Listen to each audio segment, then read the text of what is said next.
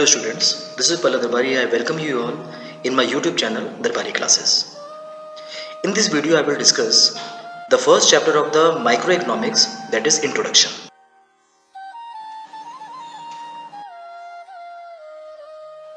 Let us see the topic that we will discuss today. We will discuss the meaning of economics, meaning of economy, classification of economics, branches of economics, and types of economy. Let us discuss all these points one by one. The first is the meaning of economics. See, economics is a science that deals with the production, distribution, the consumption of goods and services for the attainment of maximum welfare. The economics can also be defined as the science which teaches us how to use the scarce resources so that the maximum welfare can be attained. Now let us see the definition of the economy. Whenever we are talking about the economy, for example American economy, Indian economy, we means the system by which goods and services are produced, sold and brought in a country or region. In a very simple word we can say it is the system which controls the production, distribution and the consumption of goods and services. Let us see the type of the economic system. We are having three types of economic system. First one is centrally planned economy, second is free market economy, and the third is mixed economy.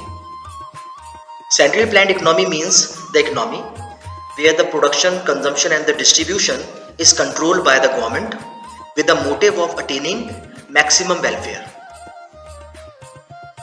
Here the involvement of the private sector is zero. Every decision is being taken by the government, keeping the welfare in the mind. The free market economy is also called the laissez-faire economy. It is that type of the economic system in which production, distribution and the consumption of goods and services is controlled by the market forces. Market forces means demand and supply.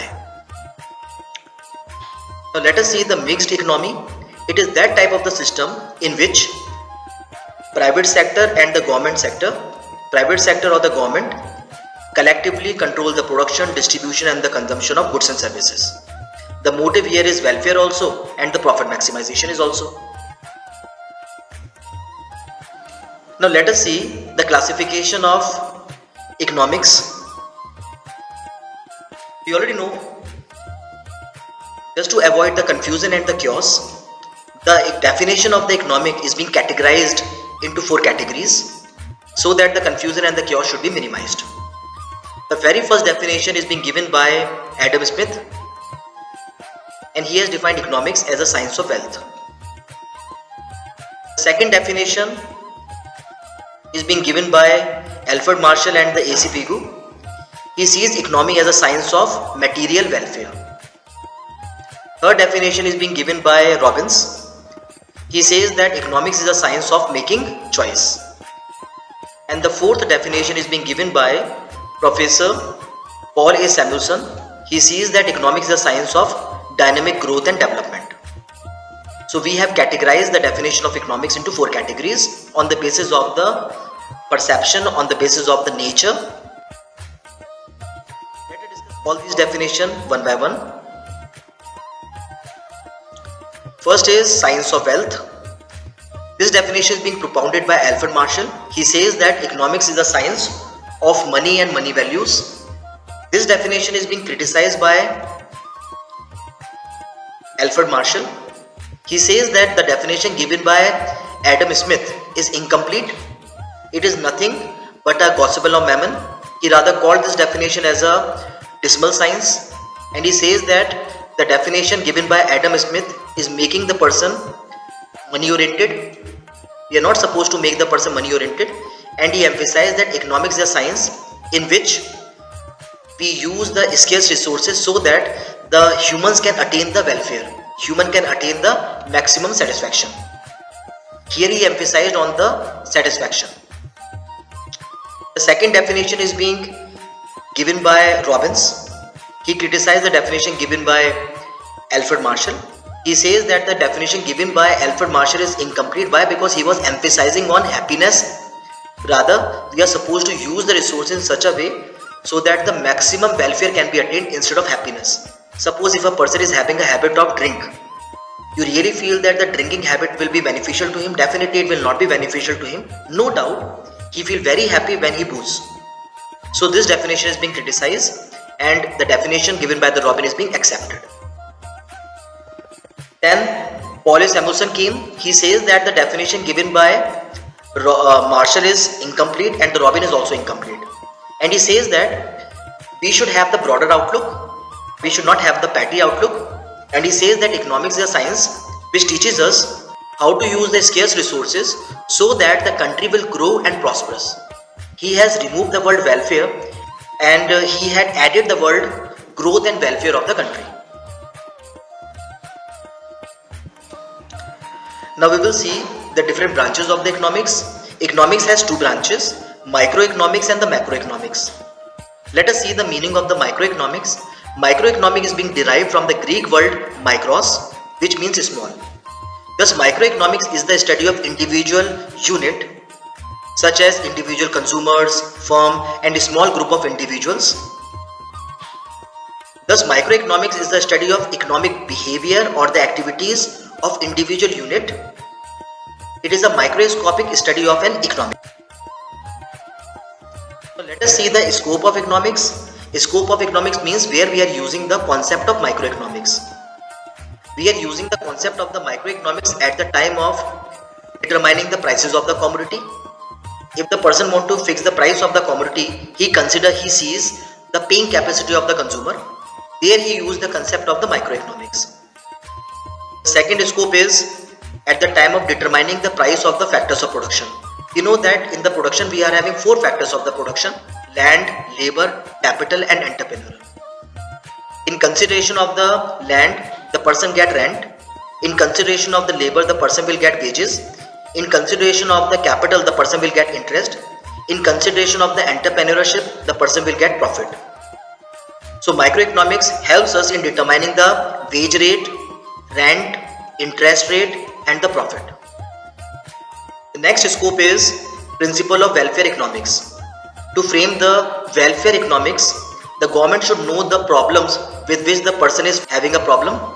So their government uses the microeconomics concept so that they should know the problems which are affecting the individuals, and the government should come out with a programs so that the problems should be reduced, diminished. Now let us see the characteristics of the microeconomics.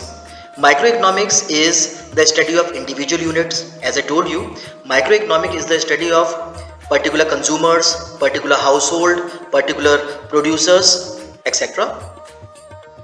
The second characteristics is study of small variables.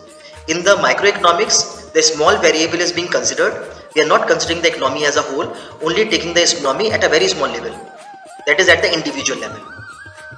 The next characteristic is determination of individuals. The microeconomics is being used to determine the prices of an individual's commodity and so on. Let us see the importance of microeconomics. Microeconomics helps us in understanding the whole economy. We know that if we are having the information about individual problems, with all the individual problems we will sense out what the problems a country is facing. Microeconomics also helps in understanding how the private sector is working. What we do is we study one private sectors, and by knowing the working process in the selected private sector, we presumed that the working in private sector will be going on in such a way. The next one is helpful in price determination. In order to determine the price of the commodity, we should know the paying capacity of the consumers. So there we are using the concept of the microeconomics. Next is government uses the concept of the microeconomics so that they should know the problem with which country is suffering. Microeconomics. The first is microeconomics mostly based on impractical assumptions. Second is it does not provide the real picture of the whole economy. Rather, it tells the problems of an individual level, and the individual problems will never ever be considered as the problem of the nation. It does not help in solving the problem of national importance because it emphasizes on the individual problems. So the problems of national importance is totally ignored. Fourth is the result of microeconomic analysis do not apply on the whole economy. Let us see the next topic, that is macroeconomics. See, the term macroeconomic is being derived from the Greek word macros, which means large. Thus, macroeconomic is the study and the analysis of economy as a whole. Macroeconomic is the study of behavior of large aggregates such as total employment, national product, national income, per capita income, etc. Let us see the scope of macroeconomics. It means where we are using the concept of macroeconomics. Macroeconomic concept is used mostly at the time of determination of theory. For example, employment theory, income theory, theory of price level, theory of growth, distribution of theory. In all the theory, we use the concept of the macroeconomics because the motive behind every theory is maximum welfare. Now let us see the characteristics of macroeconomics. It is the study of aggregates. In macroeconomics, the problems of all the individuals is taken together. Second is, it ignored the individual differences. In macroeconomics, general problem is being considered. Since we are considering the general problem, so the individual differences cannot be considered. So we ignore the individual differences. We only consider the points which are common in all. Next, theory of growth oriented. It studies the problems of economic growth and accordingly theory of growth is framed. Now let us see the importance of macroeconomics. It helps in understanding the whole economy. With the use of the macroeconomics, we come to know whether the economy is developed or developing. It helps in formulation of the economic policies. We know that in macroeconomics, all the policies being framed. So macroeconomics is always beneficial in framing economic policies. The next is, it helps in study of growth and development. Through the macroeconomic policies, the person will come to know whether the country is growing or the country is developing or not. The next is, it helps in the development of microeconomics because whatever the principles the nation has made, that principle is also being followed by the individuals. So macroeconomics support the microeconomics. Let us see the limitations of macroeconomics. In the macroeconomics, excessive generalization of economic principles is going on, which is bad. The next is, it ignored the differences. We know that every individuals are having the different problems, but in the macroeconomics we only consider common problems, so we ignore totally the differences. We only consider those problems which are of similar nature. We know that individuals are having the different problems, but in the macroeconomics only the similar problem is considered. That's all we have in this video. Meet you soon with a new video. Till then, stay home, stay safe. God bless you.